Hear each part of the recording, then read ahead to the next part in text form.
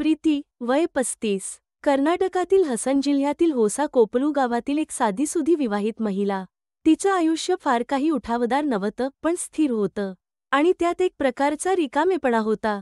म्हणून ती सोशल मीडियाकडे वळली. इन्स्टाग्रामवर ती थोडा वेळ घालवायची.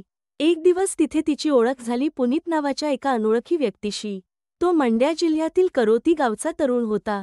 वयाने थोडा लहान होता. प्रीती आणि पुनीतची ओळख गुरुवारी झाली. दोघांमध्ये भरपूर गप्पा रंगल्या. पुनीतने गोड बोलून तिचं मन जिंकलं. केवळ 3 दिवसांत पुनीतने प्रत्यक्ष भेटीचा आग्रह धरला. रविवारी ती त्याला भेटायला मैसूरला आली. दोघं मैसूरमध्ये फिरले, काही वेळ एकत्र घालवला. प्रीतीसाठी तो दिवस फक्त एक छोटा ब्रेक होता. पण पुनीतच्या मनात मात्र वेगळंच चालू होतं. तो तिला एकांतात घेऊन गेला, जवळच असलेल्या एका वनक्षेत्रात. तिथे त्याने प्रीतीकडे शारीरिक संबंधांची मागणी केली. हे प्रीतीसाठी धक्कादायक होतं. तिने स्पष्ट नकार दिला. मी फक्त एक मैत्रीण म्हणून इथे आले आहे, असं ती म्हणाली.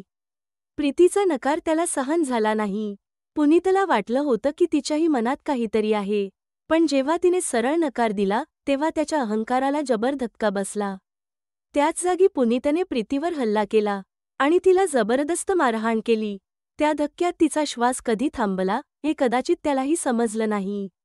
त्यानंतर त्याने तिच्या अंगावरील दागिने काढून घेतले.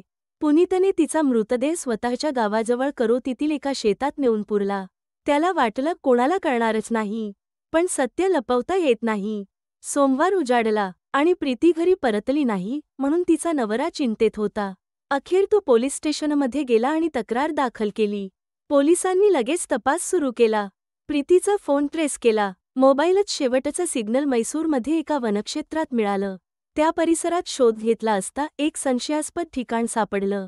तिथे जमीन खोदली होती आणि तिथे त्यांना प्रीतीचा मृतदेह सापडला. फोनमधून मिळालेल्या चॅट्स, कॉल्स यांच्या आधारे पुनीतपर्यंत पोलीस पोहोचले आणि त्याला अटक केली. चौकशीत त्याने गुन्ह्याची कबुली दिली. तिने नकार दिला म्हणून मी तिला मारलं, असं तो म्हणाला. प्रीतीचा नवरा हे ऐकून हादरून गेला. ही कहाणी प्रत्येक स्त्रीसाठी एक सावधगिरी आहे. सोशल मीडियावर नवे लोक भेटतात, गप्पा होतात, पण सगळेच चांगले नसतात. कुणावर किती विश्वास ठेवायचा, याची सीमारेषा प्रत्येकाने स्वतःच ठरवली पाहिजे. तुम्हाला ही घटना कशी वाटली, खाली कमेंटमध्ये जरूर सांगा. जर तुम्ही आमच्या चॅनलवर नवीन असाल तर कृपया सबस्क्राईब करा. अशाच सत्य घटनांच्या कथांसाठी पुन्हा भेटू.